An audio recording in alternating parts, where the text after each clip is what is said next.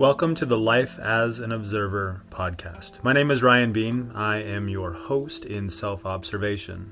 This podcast is an exploration of physical and non-physical self through discussion around yoga, meditation, self-improvement, self-realization, and practices that elevate the mind-body-soul connection.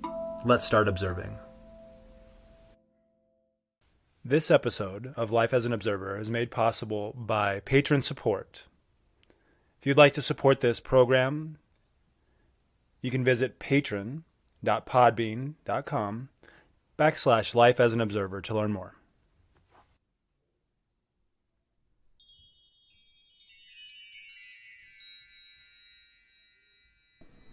Hey, Veronika. Hey, Ryan. How's it going?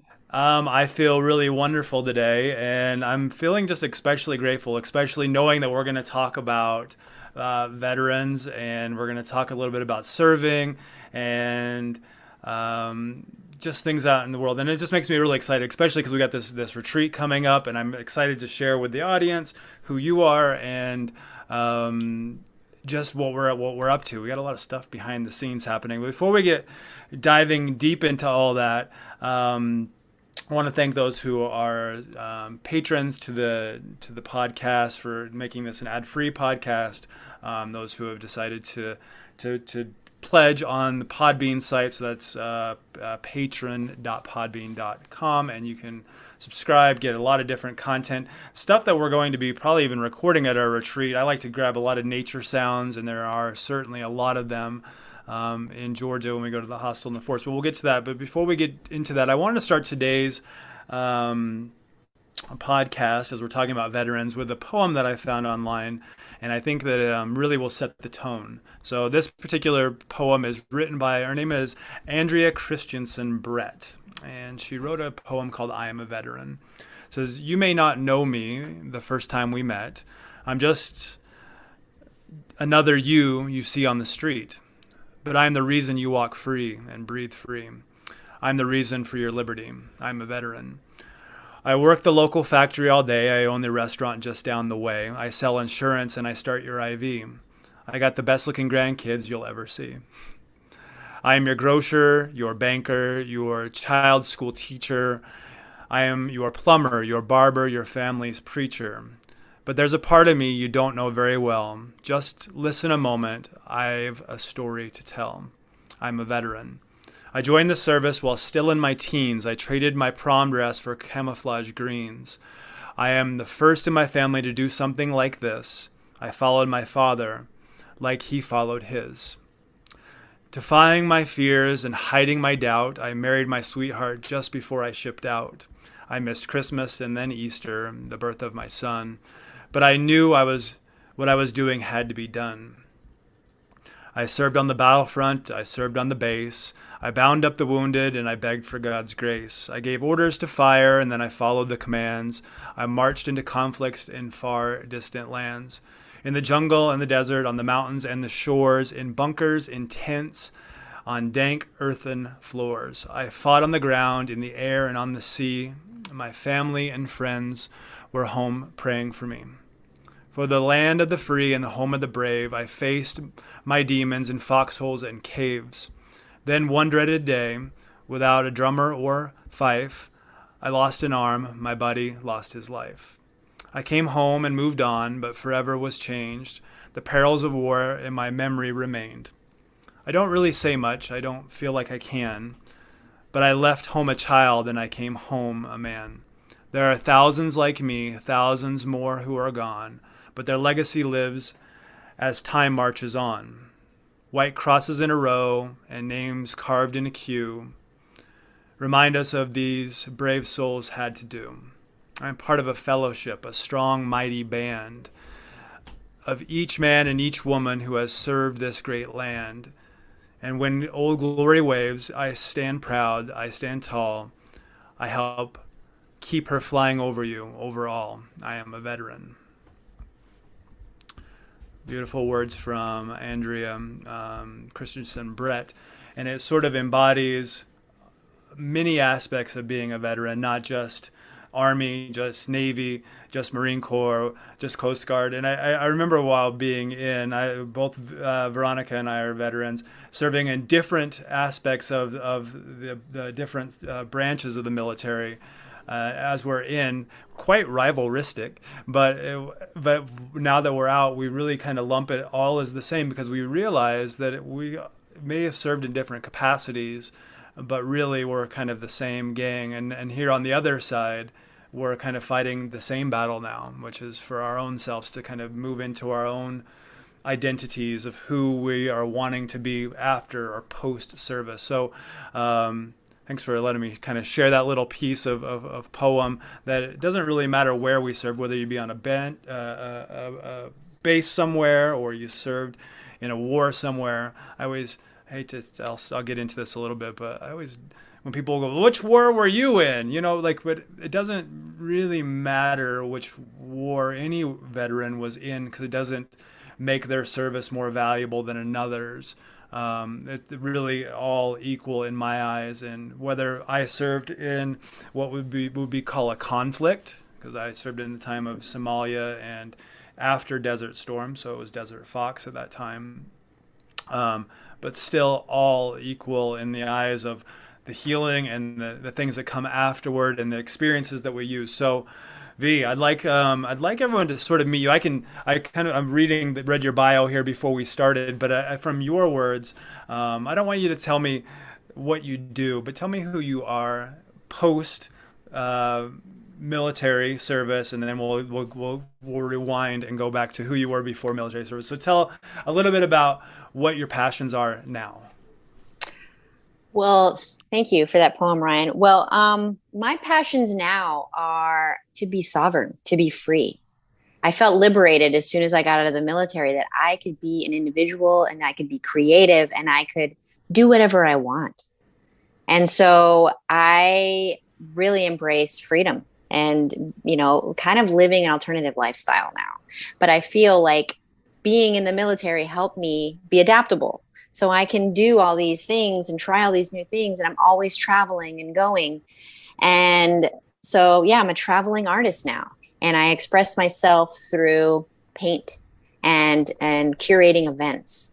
And I'm a people weaver. I bring people together and I create special sacred experiences for people to bond and heal and go on their own journey.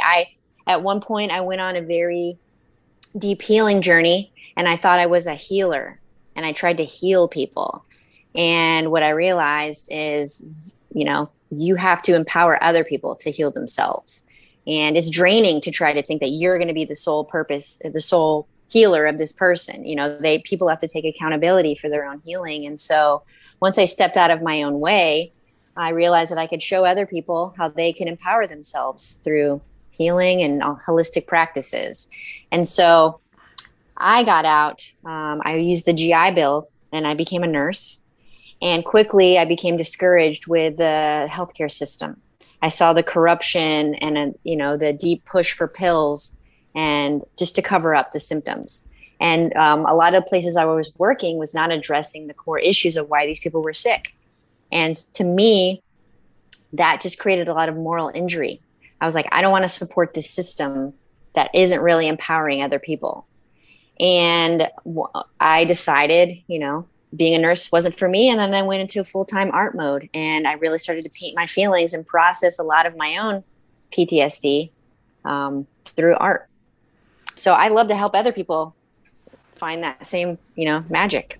Yeah, and so now you have created. You do a lot of events, but one in particular we're going to talk about is the Visionary Veterans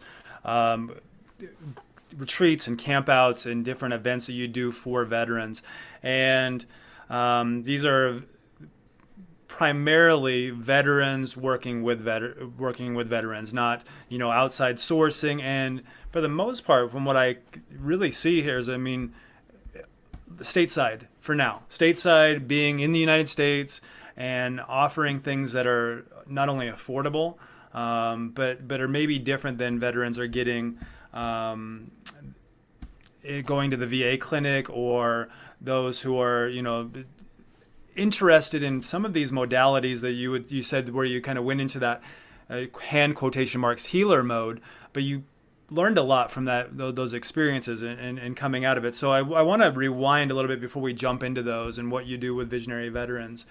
But our paths are very similar in that way, where we said, I don't know really where I'm supposed to be in my life. I'm 16, you're an ROTC, and then you maybe go see a recruiter, and the recruiter tells you what your ASVAB score can get you as a job, and really kind of puts all kinds of glitter around it, and maybe like a little bit of frosting on top, and makes it look really, really beautiful. And you're sold. You're like, that is the life for me. And I think that we're both in that same kind of route where we said, okay, yeah, I will go do that. With my own free will, I'm going to do that. And but at that time, military service looked a lot different than it does on this end of it, where you're now post looking back. Tell me a little bit about, if you can remember, those days where you were anticipating entry into boot camp, like you were just waiting for the day to go to boot camp. What did your life look like then? Like, why did you choose the Marine Corps, first of all? And what did your life look like that said, this is the right choice for me? Wow. Okay. Well, to be honest, I felt like my life kind of lacked structure from my home life, and I needed an escape. I was in a toxic relationship, and I literally thought that I would not survive if I didn't get out of there quickly. This was before 9/11, so I didn't know we were going to be going and getting deployed. So I joined, because I wanted to travel, and I joined the Marine Corps because at that moment I didn't feel empowered. I was in a toxic relationship, and I wanted to learn how to protect myself, and I wanted to feel proud and build muscle and build this community. And maybe it was a little bit of ego, because I was like, yes, this one's the most hardcore. Maybe I'm going to do it. Meanwhile, in high school, I was severely depressed. I was probably about 105 pounds. I wasn't eating because I was in that toxic relationship. And so I went right from that to the Marine Corps, where I gained like 20 pounds in boot camp, and, total 180 in my life. But I was scared. I was naive. And, I went in, I had no idea what to expect. I was terrified on the bus ride there, couldn't sleep.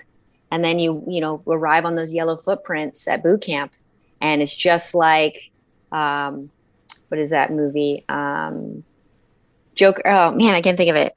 Full Metal Jacket, right? Yeah. Where they just immediately start screaming at you. And I was just like, when I was there, I was like, oh shit, what did I get myself into? This is going to suck, but I'm glad I did it. Yeah. I mean, it sounds like you gained 20 pounds, which is usually not the story. What people tell, they usually say how much they lost and had to get refitted for uniforms by the end of boot camp. You get fitted. Those who are not veterans maybe don't relate to this, but you get there, they fit you almost immediately for your uniforms that you're going to have when you graduate, expecting that you're going to graduate. But the problem is especially if you've gone in and you're not quite as fit, you tend to lose weight just because of you're not eating as maybe as much, or as you're eating what you need when you're at boot camp. You're not eating a lot of junk, and and you're definitely running. You're definitely doing push-ups and all the stuff that you've seen in movies. And a lot of people have to get refitted because their uniforms are baggy by the time they leave. Just those few weeks at boot camp. So, our lives look way different, and we see these movies that say, oh, this is the way it's going to be, but it's probably not that bad because that's Hollywood. There's no way. Now, I know that some things have changed, but we lived in a time where there was still hazing that happened within boot camp, that happened on ships and happened in different barracks. Hazing to as it was almost as some of them were acts of love, like way to go. Now I don't know if you ever had to do this, V, but so being in the Navy, we do something called shellback initiations, and shellback is when you cross over the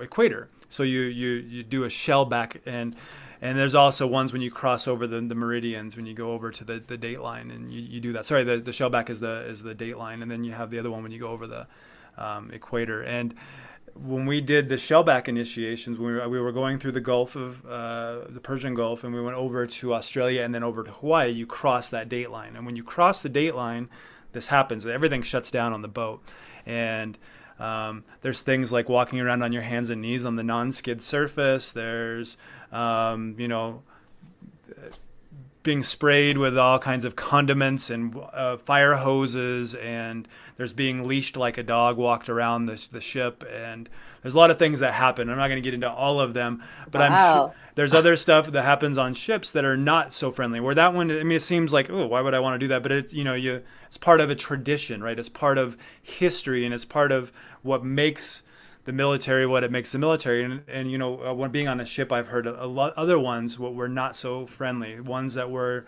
hey, you're messing up, we're gonna fix this. I remember something that happened also at boot camp, which was called I forget what we actually called it. I think we called it a soap party, where people would put a soap in a sock. You know, if Oh, people, wow. the guy who was making everyone have to run more, they would, you know, you'd hold him in his blanket, then hit him with the sock. Now, and that was to correct the behavior so that that didn't happen again. Now, not all military service is like that, but things like that do happen, that are very intentional traumas that come out of that service. But there's also unintentional stuff that happens, right? There's stuff that's not like this was meant to trigger you, it meant to cause you trauma, which some of that is like being deployed.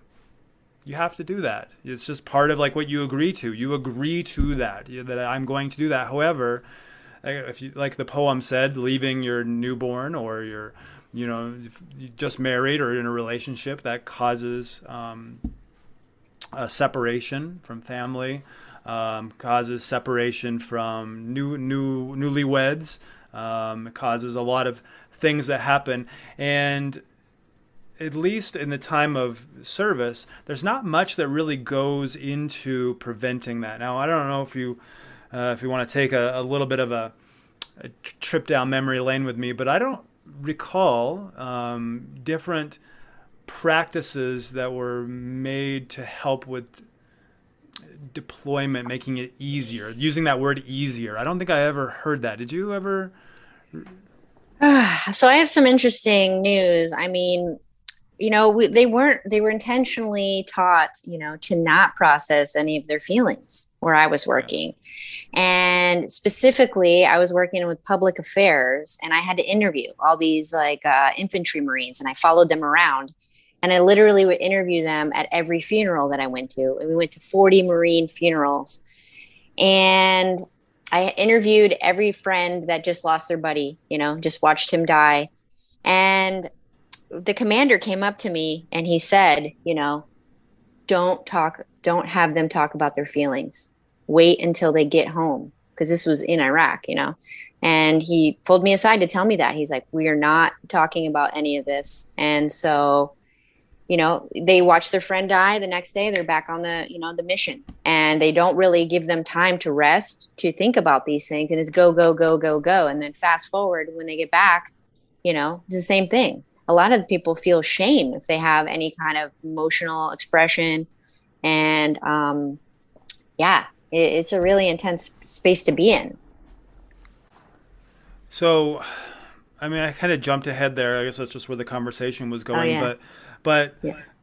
I so the commander said don't have them talk about how they're feeling. And let's talk about that a little bit. So that's an acute stress that's happened, right? So an acute stress, losing their buddy, that's something that happens quickly and could grief can heal a little bit. A little bit of talking can help. There's other things that can happen, but when you lose your buddy, when there's a death, you don't get time off, right, to process that and grieve, that I know of. I don't know that you get liberty to go attend funerals necessarily. Being on a ship, sometimes I remember there were several burials at sea that we would participate in, and so you could sort of be part of that. But for the most part, people were shipped back home. They were shipped back home, and then you never saw them again, never really heard from the family, especially if you were deployed, right? Mm-hmm. And so that acute stress, which could easily have been treated as the word that is coming up, but it's treated as not really addressed is maybe a better word. That acute stress or that acute trauma that happened could easily have been addressed when sitting in your body, lingering, creates PTSD, right? So once an acute stress is there, we as humans, we don't release that stress. We tend to just suppress it because that's what we're told to do anyway. Go back to work. Hey, be grateful it's not you. But that's a very stoic mindset in a way. Like just move past that obstacle. It's fine. We'll move on. However, those who are not part of that mindset all the time say, well, I'm still missing my friend, my person, my partner, and we're told not to have feelings about them. So as that as that builds into what we would identify as a post traumatic stress disorder, or what do you see happening with the people that come to your retreats, that come to do your workshops, that haven't really been diagnosed with PTSD, but are having a hard time moving beyond their military service? How do you navigate them into their own healing, and say, these are the tools. What tools are you offering, and what is some of the things that you're seeing with those who have been told, don't talk about it. It's not important right now. Go home first. And then they're coming to you, or you're seeing your friends. Can you talk a little bit about that? Sure. So a lot of times when people get out of the military, it's very traumatizing because they're essentially losing their whole sense of who they are. They're losing their community, they're losing their house, they're going to a new location. They don't have a lot of the luxuries that you have on base. And so they have to kind of form a new identity. And their identity that they're used to is kind of hardened. And at least in the Marine Corps sense, it was very much like desensitized. And so sometimes people have a harder time connecting with, civilians who haven't had those experiences, and it might take them a while to finally open up. But the one thing that I offer is to bring community, a veteran community together so we can build a peer support group, because when they lose their community in the military, it's essential to regain a new sense, and this time we're forming healthy communities because, not all the communities are healthy, and a lot of them, are based around, at least the ones that I've noticed, there are a lot of them based around drinking events and things like that. And, that has its place. But, I think right now that we have this access to all this information of the toxins and the different exposures, there's ways that we can prevent future illnesses and future ailments if we start now with detoxing, and that can help prevent some cancers, and it could open up and detox just all of your organs, mind, body, and spirit wise. So another thing at the retreats is we're going to be offering like food healing options and teaching you how to empower yourself through food. And so just basically showing them different ways, because they're the government's very much tied in with the pharmaceutical companies, and they're very much pushing those efforts. And me coming from like an herbalist side, I just really believe in natural, pure remedies. And I try to stay as natural as possible. So helping other people find outside sources, because sometimes their medicines, that the VA give them aren't working. Like for me personally, when I got out, I was on like 5 different antidepressants. And, now that I think about it, maybe 1 or 2 like really good mushroom journeys for me is great. It helps me Yeah. maintain a good mental space. So it's very hush hush. We're not even allowed to talk about that, in a lot of spaces. So I don't know if that answers your question.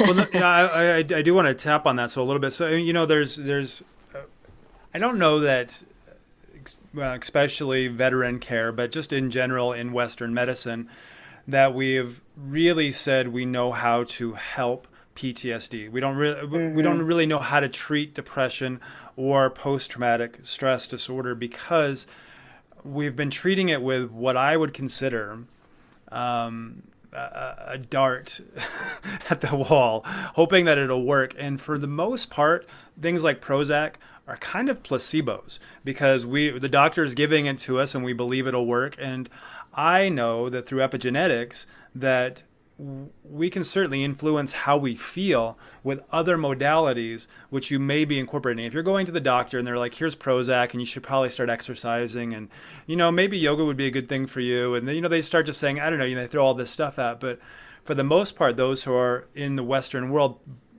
claim they feel better because they're taking that little pill every day. But really, like you just said, maybe a mushroom journey or coming, for ketamine assisted therapy, doing breath work will actually create the endogenous release of some of these dopamines and serotonin that they're getting from Prozac. And Mm-hmm. and frankly, when you come off of Prozac, you tend to feel really bad because your serotonin levels are then way really low. But really, I kind of look at it as a placebo because we can influence that in other ways. And many times, veterans, when they come out, they're not just saying, I have this trauma from war. They just go back to work and they realize that they do what they do. Let's say you were a mechanic in the military, and so you go into doing what you feel like the only thing you know is being a mechanic.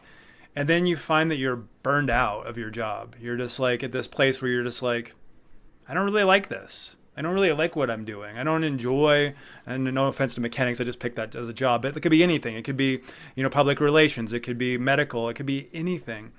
And you haven't learned how to take this feeling of everything being kind of provided and there, and you're just sort of in the mix of doing your job. You have to do your job. You have to show up. You have to be there. And now you're you're in a civilian world where things change often and people can fire you because they don't like you. And you once had this freedom to have a job and medical care and and you're trying to still figure your way. Now I'm relating my own stories. I went in, and when I got out, I was like, well, I don't know what I want to do. I guess I'll do the same job I did when I was in because that's what I'm trained in. And I guess I'll go to school because that's what I'm supposed to do. But I think the piece that was missing in all that is,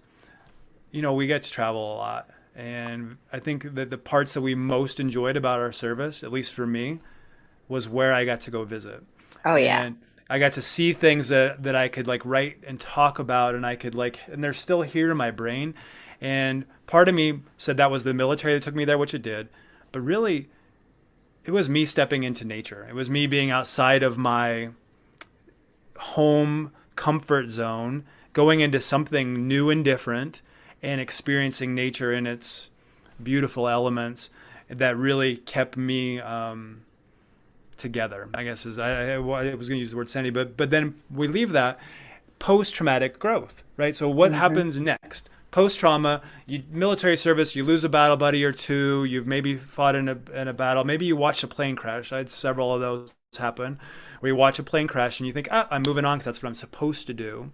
But then here you are, now what? We're on the other side of service, and you realize that you kind of have a drinking problem. Maybe your relationships are not the most solid romantically, and this is leading to maybe other feelings like burnout at work, burnout in your relationships, burnout with family get-togethers, and then all of a sudden you are somebody new who doesn't like that job, and so now you're burnt out in your job. Now what?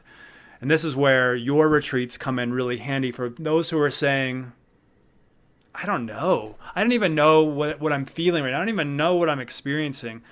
I need to feel better so I can be a provider for my kids. I need to be a better mother, a better Mm-hmm. father. I need to be a better human. What can I do that doesn't include me taking a little white pill every day for the rest of my life? And I would say, well, there's lots of healing modalities. And I want to kind of explore those as someone's experiencing maybe what they think might be like, I don't think I'm depressed, but I might be feeling a little bit of sadness here and there, loss. Mm-hmm. Mm-hmm. Um, I'm not really feeling burnout, but I don't like going to work on Mondays. Well, okay. I don't have a particular war that I fought in, so I don't have PTSD, right? But yet you're just not feeling as motivated as you once were. And so your retreats with visionary veterans, and they can find that at visionaryvets.org, vets.org, are really serving all of these scenarios that I just lined up, right? Depression, anxiety, and really just this, I don't know what's next. I don't know what's next. Because I don't know if you were, I don't think you were like a artist before you went into the Marine Corps, were you? You weren't really like you weren't selling art online. No, right? No, definitely not. Well, a lot of these experiences you can't really put into words. Like, how do you sum up your experience in the military and, you know, a paragraph? It's so hard because these experiences are so big. And so that's why I like to bring in art, because even without you knowing it, subconsciously you're releasing and you are processing your feelings. And a lot of times you can look at a painting and kind of like, not, I wouldn't say pick it apart, but just notice elements like, wow, this represents this or that. And a lot of times you can't see that until you paint it and then kind of step back and look at it later. You're like, wow, this represents my depression. Or, especially going with specific themes, like I want to process this, or I just want to paint what feels good. So it's just like, yeah, exploring all these things, because having multiple options, because not every alternative therapy is going to work well for you, and if you don't align with it, it's good to try it, and give it a chance. But if it's not something that you are drawn to, you're not going to continue it. So at these retreats, we show you multiple ways that you can empower yourself, and then you can take what works for you and bring that back home and share it with your community, because ultimately it's like you have to heal yourself for your family to heal as well. It's like when you empower yourself, it radiates out to your family, your communities. You're not fighting with your kids as much. You're getting along with your spouse better. It just takes a moment to actually, think about, what you're feeling and allowing yourself to feel. And a lot of times we just go from thing to thing without allowing ourselves to feel. And those feelings are heavy and they're painful. But if we, sink into the discomfort sometimes and allow ourselves to process what we need to process, there can be so much growth to where it's not as painful afterwards, as you evolve. Yeah, as you evolve, I mean, the name of this podcast is Life as an Observer. And I think of that as kind of my motto for life. It wasn't before, right? Especially in military service, it is like, well, unless depending on which area you were serving in which era, but for the most part, we need to be prepared always, and we need to react, and we need to be ready, right? And as you step out, sometimes all the time, there's more value in being a responder than a reactor. There's like sitting back and evaluating and noticing that the mind may tell you certain things that have been programmed because of your service. I was at a lunch yesterday, and I think that you'll find this kind of fascinating. And I was with a bunch of people that I teach yoga with, and as we went in, I sat down, and someone made a comment about, yeah, you guys can be on that side. I'm not gonna sit on that side of the table because I'll watch over us. You guys can keep your back to the front door. And I said, actually, then they laughed about it, and I said, actually, that used to, for about 10 years, I could not sit in a restaurant with my back to the front door. Me too. What I just did right now, sitting here, was me stepping into my own healing, saying, I know that I'm in southern Utah, and for the most part, I'm safe. I know that I might not be, but that's just, I don't need to worry about these things anymore. If something happens, I will respond to it rather than being so prepared, sitting with my chest, looking at the front door and being paranoid. Because to me, especially at a restaurant, and I don't know if I'm guessing a lot of the listeners, especially those who are veterans, have probably done this where they didn't want to sit with their back to the front door. Oh, yeah. Do you know how that affects your digestion? Like Oh, to be stressed while sitting down to eat, to saying I need to protect everyone that's here and myself and be on the ready, that puts you into a sympathetic dominant state just right there. Letting go of a little bit of cortisol, which is Mm-hmm. stress, and maybe even some adrenaline that you're there and you're on your patrol. Hypervigilant. You're hyper vigilant. You're on your Yeah. watch, right? You're on your watch. You're doing your rounds. Just you're doing it now in Nikes rather than in your boots. You're instead of being in BDUs, you're in your jumpsuit. So whatever. But they laughed about it, and I said, well, actually, that took me a long time to get over doing that. Wow. And now I'm able to sit and enjoy my food and eat. It doesn't mean I don't think about it sometimes. If I hear a funny noise, where I'd go and look over my Mm-hmm. shoulder. But I know a lot of our veteran, friends and those who we've served with have issues around fireworks, those with loud noises, with motorcycles, and all kinds of different things. And we don't know what those triggers are because it's different for each person. And so you had mentioned that you'd offer a lot of different modalities. Now, I know some of them because I am teaching at this next retreat, which is October the 13th through the 16th. And I'll talk more about that as we get to the end of the podcast here. But the Visionary Veterans Camp Out. But you've been doing this a while for veterans. And I would like to hear a little bit about some of the, what we'll call modalities, or the different things that you offer that are alternate practices. So alternative practices could mean a lot of things. And for most, psychedelic medicines are what's getting kind of the rage in the space. But the truth is a lot of those are happening outside of the United States. They're not Right. happening for veterans here. So something that's unique that you're doing is in the States offering budget-friendly retreats, campouts, workshops, so that veterans can address some of these things. But I'd like to hear about some of the stuff that I know you've done some stuff in Maine, some stuff in Georgia. You've done these retreats, even in Florida, maybe. And I'd like to hear about some of those practices that you're offering, and not just you, but like some of your other veteran staff. Definitely. So, one thing that comes to mind that's a little bit not as, well known in the States is biomagnetism therapy. And it originated in Mexico by Dr. Goez. And he's treated many different clients all over the world by basically isolating specific pathogens.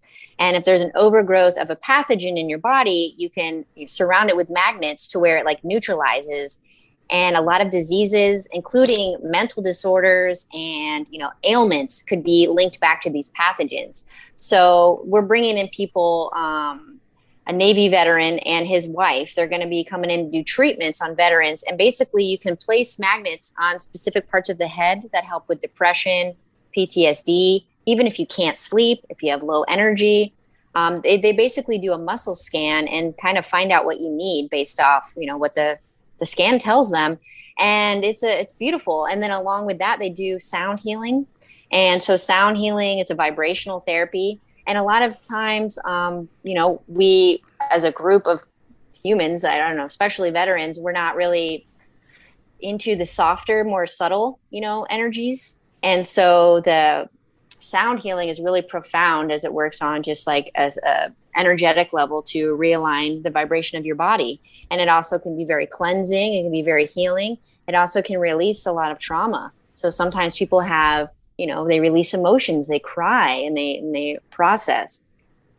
Another thing, we're doing sweat lodge. So sweat lodge is a really powerful detoxification process. So like I mentioned earlier, a lot of us veterans have been exposed to different toxic elements. And so the sweat lodge, you sweat, and it helps detox your liver, your kidneys, your organs, and it helps with your mind. It helps detox your your mental space too. And so people leave, when they actually leave the sweat lodge, it symbolizes being reborn because your mind, body, and spirit are clear in that moment, and you're surrounded by community.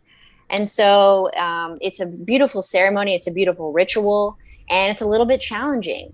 And, but I think veterans can handle it. If they can handle boot camp, they can handle the sweat lodge. If they can handle the gas chamber, you can handle a sweat lodge. We've been under these stressful elements. This is just a beautiful ritual that might be a little intense, but, we have trained facilitators that can help really make sure that you get a great experience from it. And so those are just some of the options that are there. Reiki healing, I've helped bring that to the VA hospital. Qigong, poetry, painting.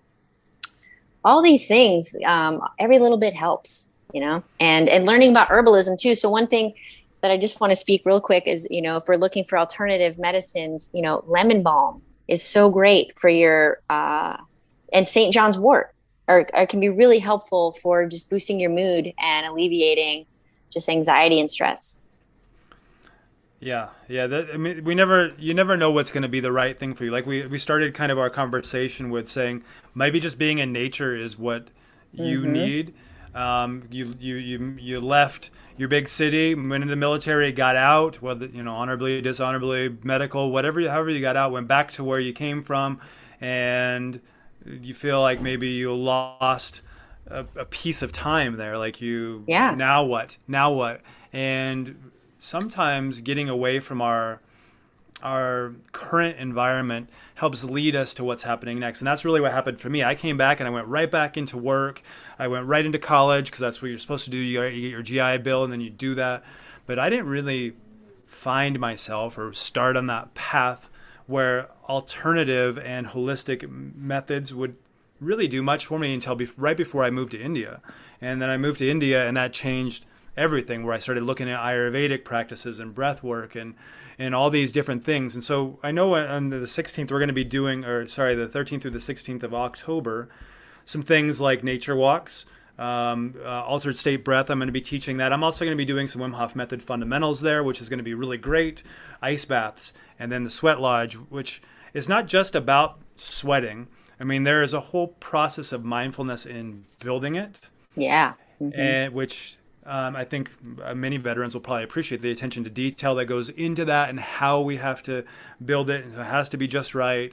And then the cooperative component that goes into building it is really a special piece too, that you can be with a bunch of other veterans, not necessarily building, a foxhole. You're building really what symbolizes a womb and finding a rebirth from your experience and going back. I know Crystal is going to be leading some yoga and meditation.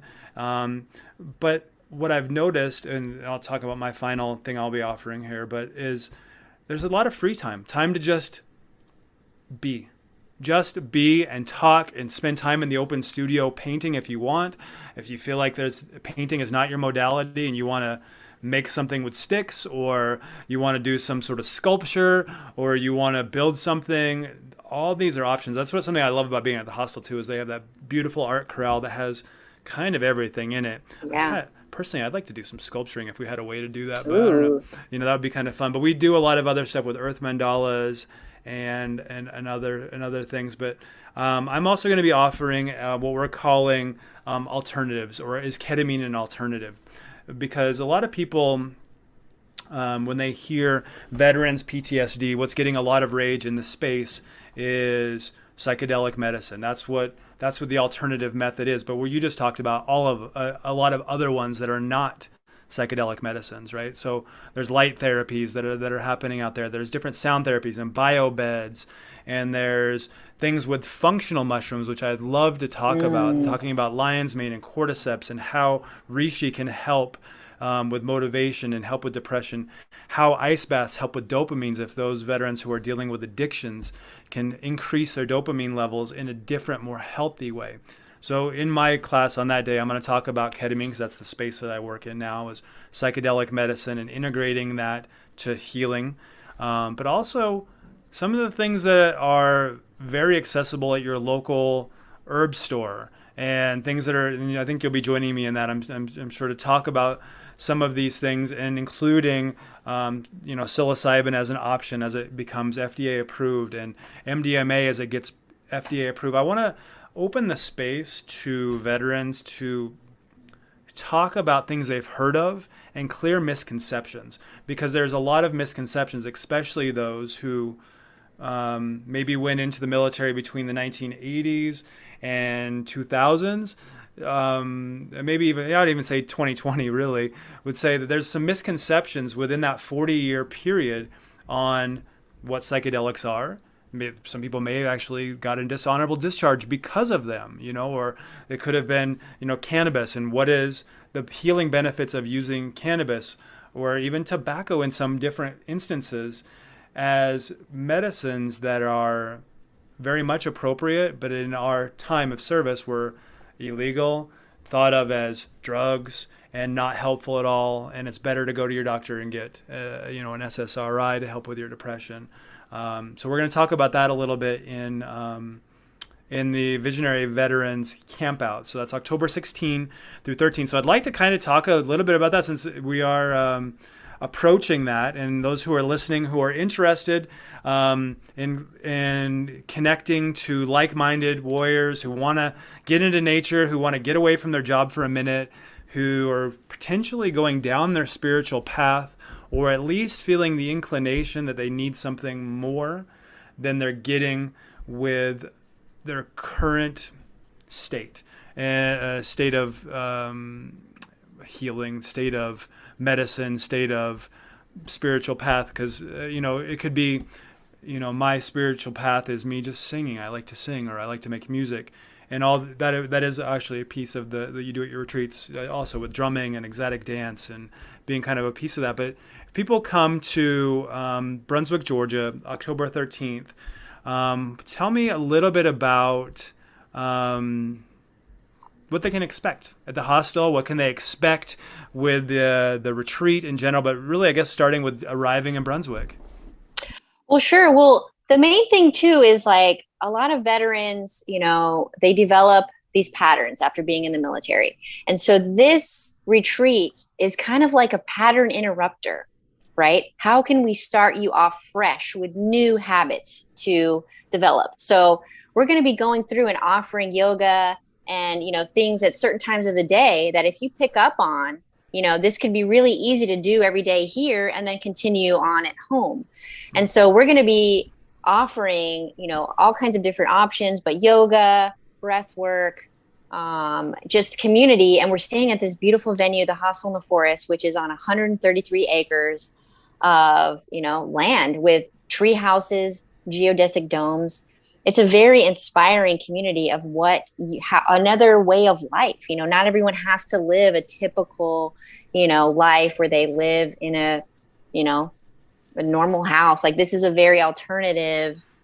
I don't know, it was very inspiring to me to see that other people were living this way, using compost, gray water systems, outdoor showers, really in community, like really living off the land. And so it's a unique experience. And the hostel's been around for 40 plus years. And I just feel so honored that they're letting us to hold something like this there. It's been closed down for a while. So now that it's opened up, it's ready to accept us. I was just there last weekend and it's still just as beautiful as I remember it. Great staff. And, I just really, they're going to make sure that we have a beautiful experience. So I feel really supported, but veterans will feel supported too. You can come with a group, you can come by yourself and make new friends. Everyone is welcome. You can, do classes with us or go and be in your own in nature. It's really up to you. But I do want to say that if you're feeling any resistance to a specific treatment, maybe that's exactly what you need. And maybe you can lean into some of the discomfort.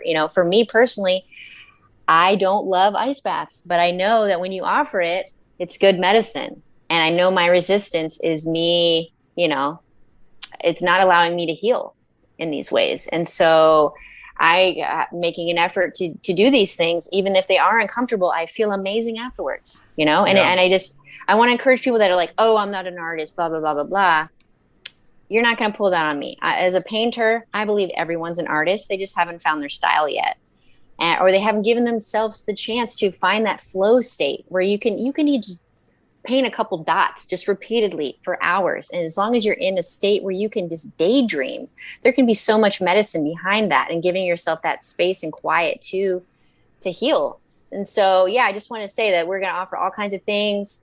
If it sounds hard, do it anyways. You're going to leave a better person. And we have these amazing facilitators coming out. We have Daisy Loreno. So I don't think I mentioned her. She is an Army veteran, and she's going to be teaching some Peruvian shamanism techniques and how to activate your body with light, and just using some indigenous knowledge to share with people.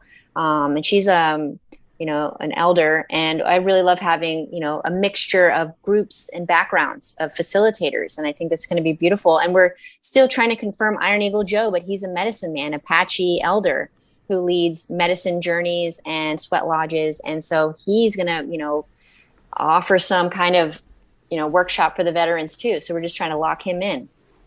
So, those who have been listeners of Life as an Observer, you may remember I had Tom Denard on the podcast last year. It's been over a year, probably a year and a half or so since he's been on, since his book was released. His last book was released, but that he is the proprietor and owner of the hostel, and that's why I had him on. Is mostly just because of my experiences with him and being there in the hostel. Even if he doesn't come, his energy, his vibration, and his vision are there, and you will feel it. So if you listen to Tom or go back and listen to Tom's episode, you kind of get an idea of why we're so passionate about this space. It's not just about, hey, we want to get you there and come and do this thing, but it's really because Veronika and I both, I'm looking at you here, needed this when we first got out and didn't have it. Totally, I absolutely. needed this and didn't have it. Matter of fact, I don't know if I've ever told you this, but when I got out, I had considered, because I felt so at a loss, that I was like, maybe I need to go in the National Guard. Maybe that's maybe that's what my option is, because I don't know what I need to do. Frankly, TAPS, the transition assistance program that is offered when you leave, I can only speak from the Navy, but didn't tell me any of that. Really, it was a matter of filling out forms. It was like how to get out. It wasn't how to get back in. It was like, how do I leave where I am without attachments? It had nothing to do with helping me get ready for what's next. And so I was very, very much lost. And we can live in that lost for 10, 15, 20, till the day you die. You can say, I don't know if I made the right decisions. And what we want to tell you is none of us have the answer. You have the answer within you. And sometimes being in a quiet space, painting something that you are learning to do, sculpting something, making an earth mandala, sitting in an ice bath, doing meditation, just experiencing new things may lead you to your newest career. For me, I never knew I'd teach breath work.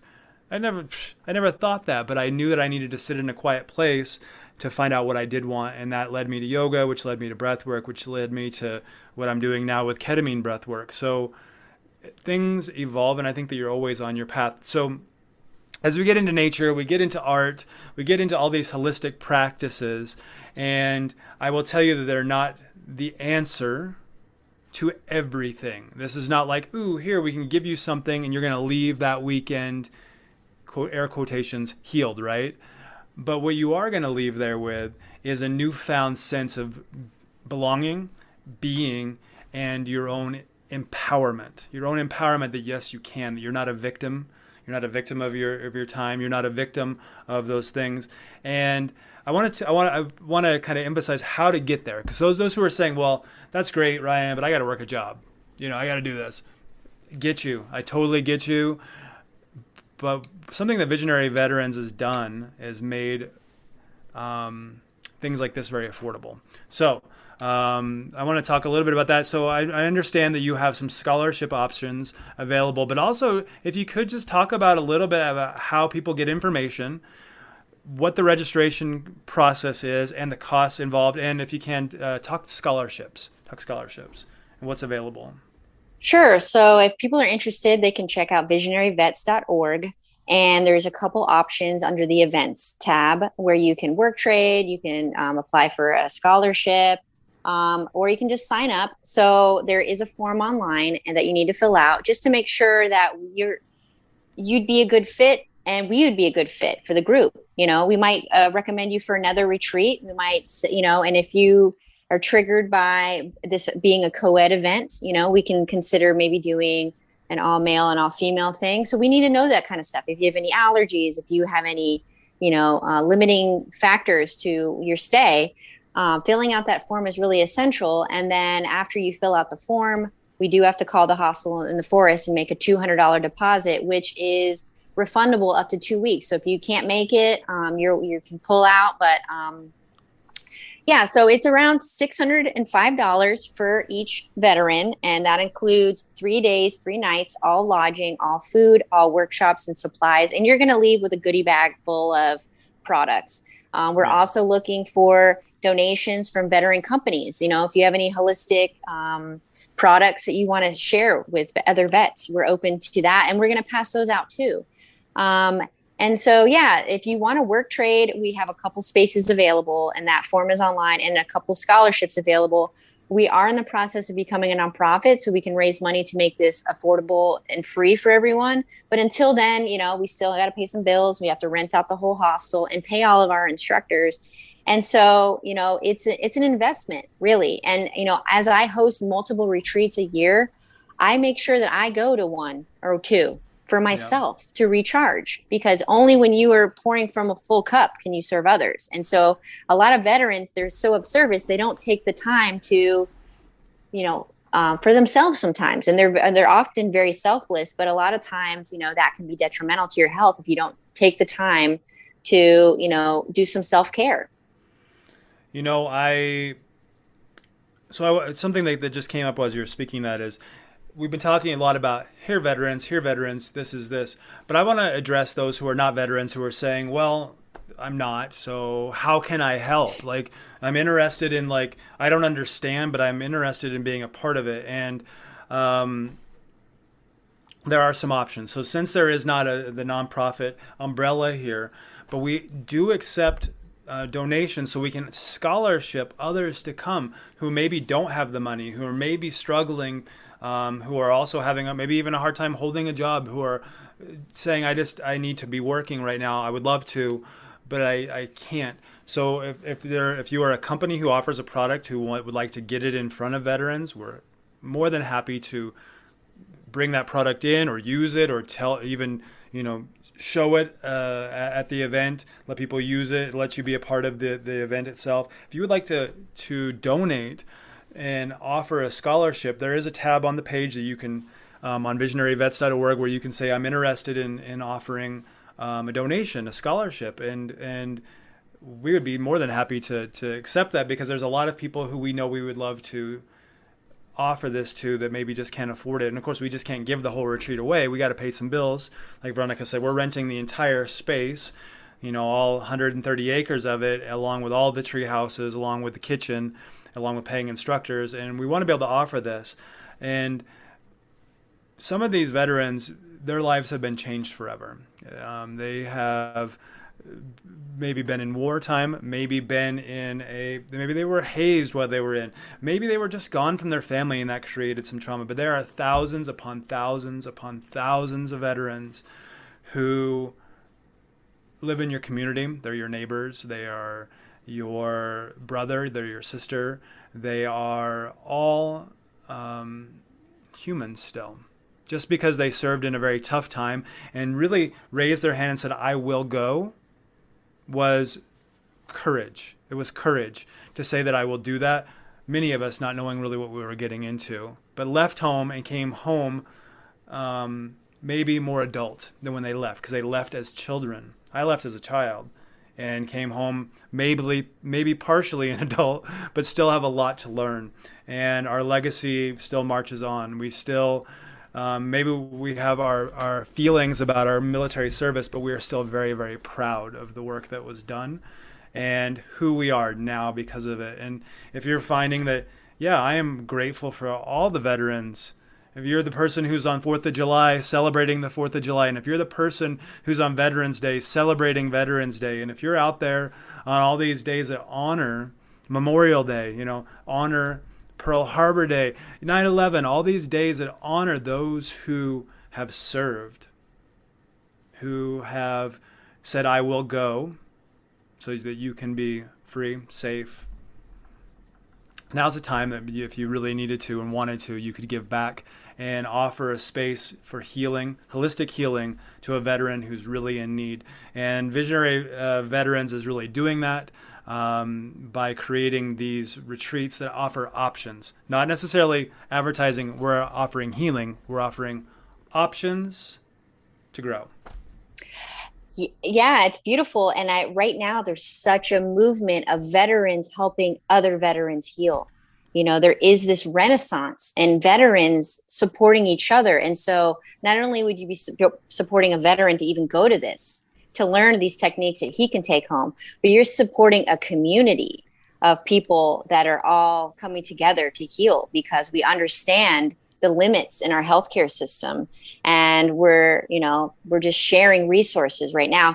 For visionary veterans too, we're also going to develop a database of holistic practitioners that veterans can go to, and also veteran owned businesses that veterans can also tap into. So it's going to be a resource space as well.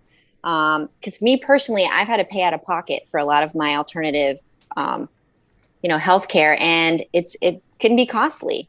And so we're just developing programs now so we can get access to those things. So if anyone has any connections to, holistic practitioners, you're welcome to send their information our way, and we can post it on the website. We'd love to support those programs.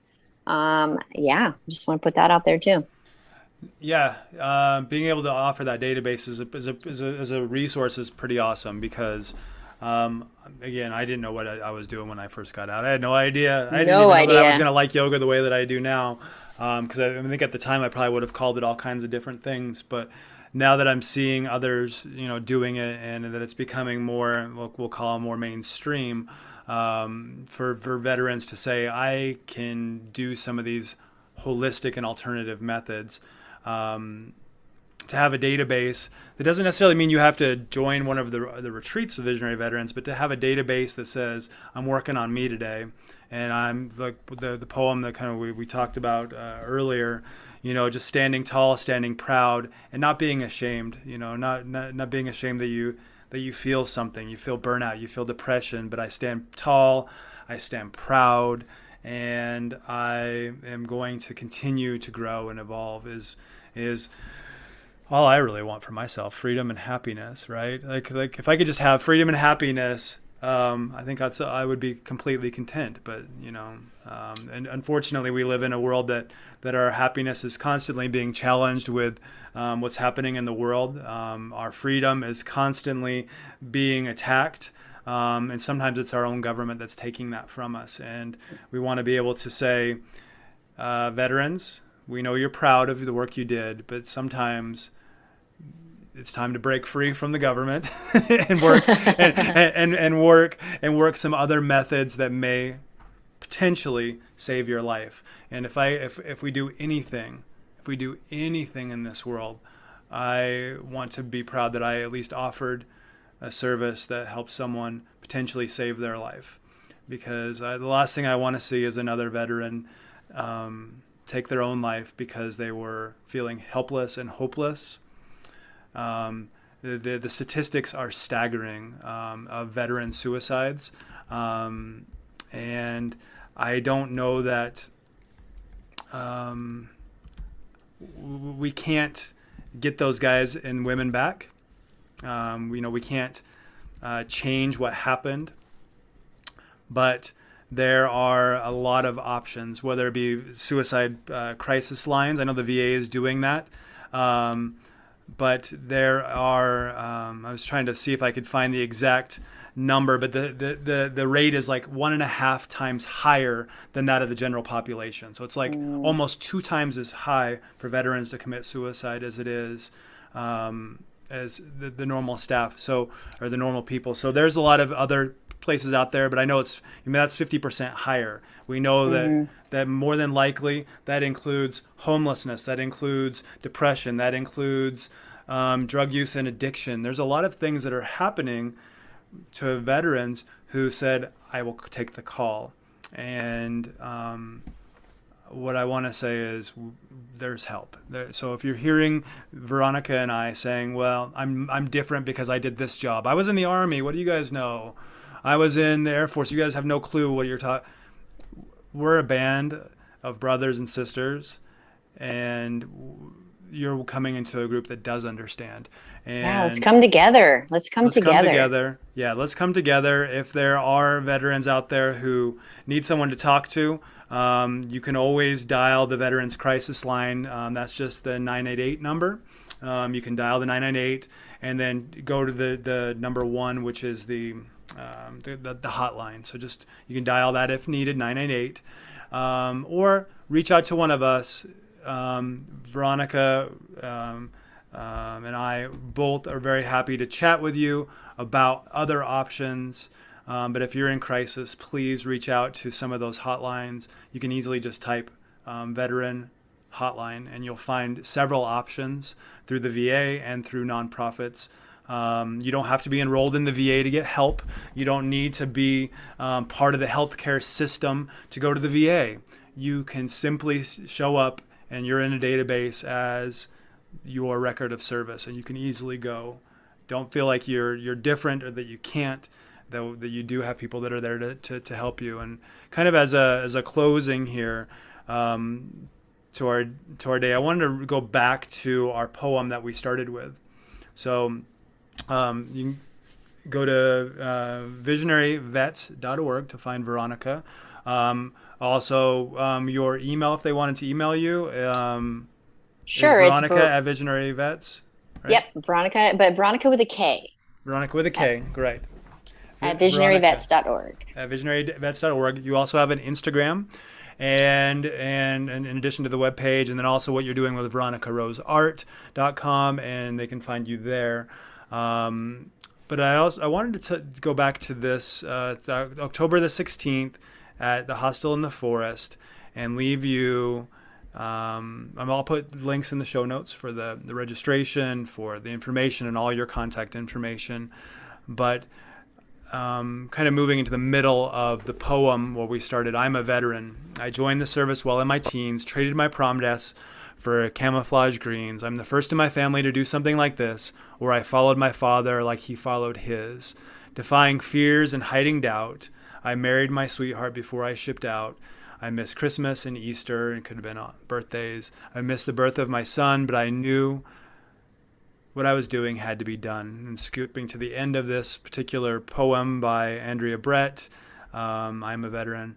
I'm part of a fellowship, a strong, mighty band of each man and woman who has served this great land. And when Old Glory waves, I stand proud and stand tall.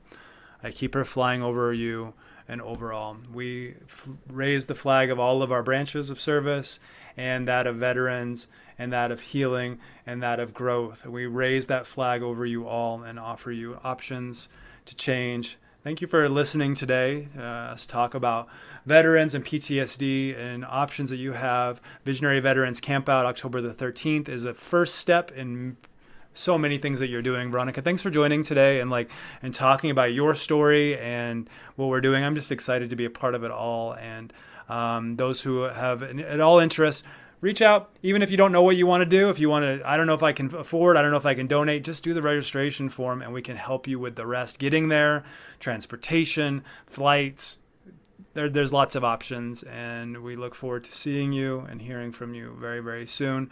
If they follow Visionary Veterans on Instagram, I know we just did a live today that answers a lot of those questions, so they can go into the live tab on Instagram, and they'll get a lot of the questions answered about the retreat, or just message us directly on the Contact Us form. Great, thank you so much. Closing words, Veronika, closing words? Sure. So, maybe this is a little woo-woo, but that's okay. I can embrace that part about me now. I feel like our souls chose this time to be here. We are at a pivotal moment in history where we have access to technology and resources and community like we never had before. And, we are the warriors. We literally were warriors. And so now we can evolve to be these spiritual light warriors that we're meant to be. We can take our trauma and transition it into strength. And we can heal ourselves by helping to heal other people. So if you're looking for ways to feel better, and help humanity, work on yourself, but also invite a friend, and let's co-heal together. And I think as, our souls chose to be here at this time, and we're here to do big things. And so this is a calling for all these veterans that feel this call. They feel this community merging, and we're going to do big things. This is only the beginning. This is going to be epic, because with all of our powerful warriors combined, we're going to heal the world. So I just feel really good about this community. So thank you so much for letting me share. Yes, definitely. Thanks, Veronika. Thank you.